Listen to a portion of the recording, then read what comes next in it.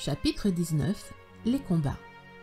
La reine avait été reçue à Babylone avec les transports qu'on a toujours pour une belle princesse qui a été malheureuse. Babylone alors paraissait plus tranquille. Le prince d'Hyrcanie avait été tué dans un combat. Les Babyloniens vainqueurs déclarèrent qu'Astarté épouserait celui qu'on choisirait pour souverain. On ne voulait point que la première place du monde, qui serait celle de mari d'Astarté et de roi de Babylone, dépendît des intrigues et des cabales. On jura de reconnaître pour roi le plus vaillant et le plus sage. Une grande lice, bordée d'amphithéâtres magnifiquement ornés, fut formée à quelques lieues de la ville. Les combattants devaient s'y rendre armés de toutes pièces. Chacun d'eux avait derrière les amphithéâtres un appartement séparé, où il ne devait être vu ni connu de personne. Il fallait courir 4 lances.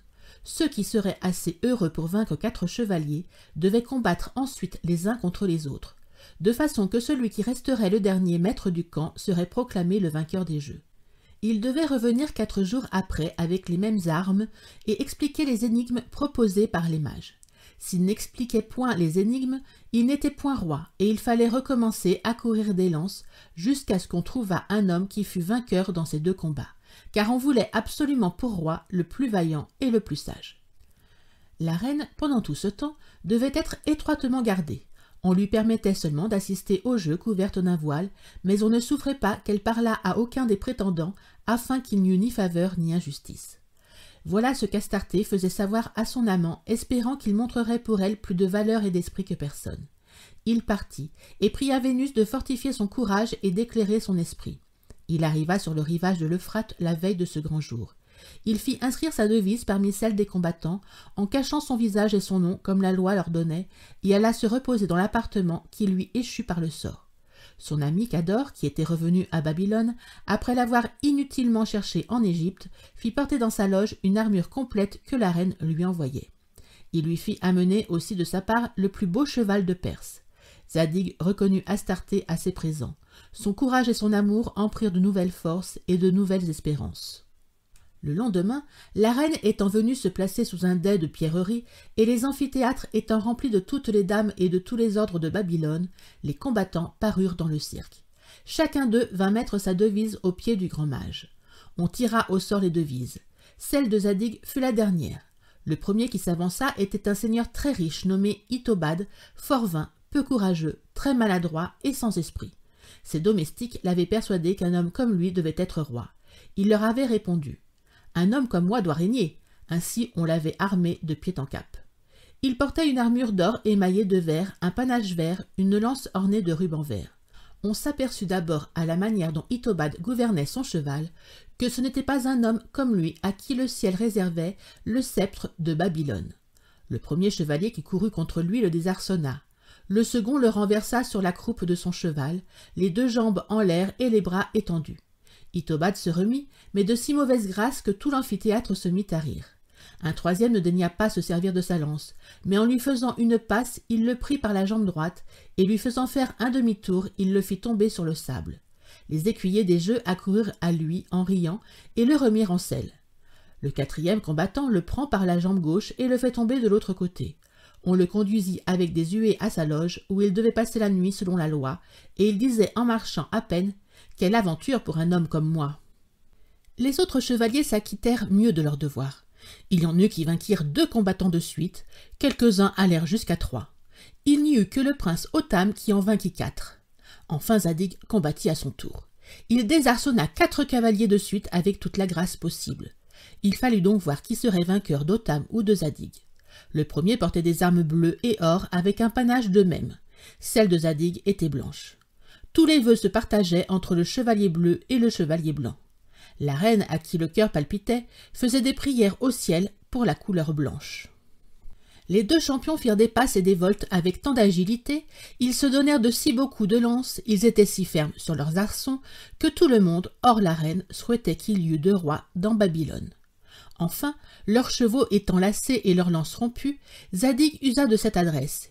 Il passe derrière le prince bleu, s'élance sur la croupe de son cheval, le prend par le milieu du corps, le jette à terre, se met en selle à sa place et caracole autour d'Otham étendu sur la place. Tout l'amphithéâtre crie: « Victoire au chevalier blanc !» Otham indigné se relève, tire son épée. Zadig saute de cheval, le sabre à la main. Les voilà tous deux sur l'arène, livrant un nouveau combat où la force et l'agilité triomphent tour à tour. Les plumes de leurs casques, les clous de leurs brassards, les mailles de leur armure sautent au loin sous 1000 coups précipités. Ils frappent de pointe et de taille, à droite, à gauche, sur la tête, sur la poitrine. Ils reculent, ils avancent, ils se mesurent, ils se rejoignent, ils se saisissent, ils se replient comme des serpents. Ils s'attaquent comme des lions. Le feu jaillit à tout moment des coups qu'ils se portent. Enfin Zadig, ayant un moment repris ses esprits, s'arrête, fait une feinte, passe sur Otham, le fait tomber, le désarme, et Otham s'écrie « Ô chevalier blanc, c'est vous qui devez régner sur Babylone !» La reine était au comble de la joie. On reconduisit le chevalier bleu et le chevalier blanc chacun à leur loge, ainsi que tous les autres selon ce qui était porté par la loi. Des muets vinrent les servir et leur apporter à manger. On peut juger si le petit muet de la reine ne fut pas celui qui servit Zadig.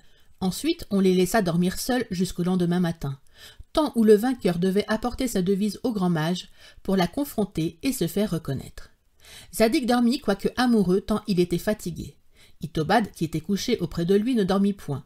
Il se leva pendant la nuit, entra dans sa loge, prit les armes blanches de Zadig avec sa devise et mit son armure verte à la place. Le point du jour étant venu, il alla fièrement au grand mage déclarer qu'un homme comme lui était vainqueur. On ne s'y attendait pas, mais il fut proclamé pendant que Zadig dormait encore. Astarté, surprise et le désespoir dans le cœur, s'en retourna dans Babylone. Tout l'amphithéâtre était déjà presque vide lorsque Zadig s'éveilla. Il chercha ses armes et ne trouva que cette armure verte. Il était obligé de s'en couvrir, n'ayant rien autre chose auprès de lui. Étonné et indigné, il les endosse avec fureur, il avance dans cet équipage. Tout ce qui était encore sur l'amphithéâtre et dans le cirque le reçut avec des huées. On l'entourait, on lui insultait en face. Jamais homme n'essuya des mortifications si humiliantes. La patience lui échappa. Il écarta à coups de sabre la populace qui osait l'outrager, mais il ne savait quel parti prendre. Il ne pouvait voir la reine, il ne pouvait réclamer l'armure blanche qu'elle lui avait envoyée. C'eût été la compromettre. Ainsi, tandis qu'elle était plongée dans la douleur, il était pénétré de fureur et d'inquiétude. Il se promenait sur les bords de l'Euphrate, persuadé que son étoile le destinait à être malheureux sans ressources, repassant dans son esprit toutes ces disgrâces depuis l'aventure de la femme qui haïssait les borgnes jusqu'à celle de son armure. « Voilà ce que c'est, disait-il, de m'être éveillé trop tard. Si j'avais moins dormi, je serais roi de Babylone, je posséderais Astarté. Les sciences, les mœurs, le courage n'ont donc jamais servi qu'à mon infortune. » Il lui échappa enfin de murmurer contre la Providence, et il fut tenté de croire que tout était gouverné par une destinée cruelle qui opprimait les bons et qui faisait prospérer les chevaliers verts. Un de ses chagrins était de porter cette armure verte qui lui avait attiré tant de huées. Un marchand passa, il la lui vendit à vil prix, et prit du marchand une robe et un bonnet long. Dans cet équipage, il côtoyait l'Euphrate, rempli de désespoir et accusant en secret la Providence qui le persécutait toujours.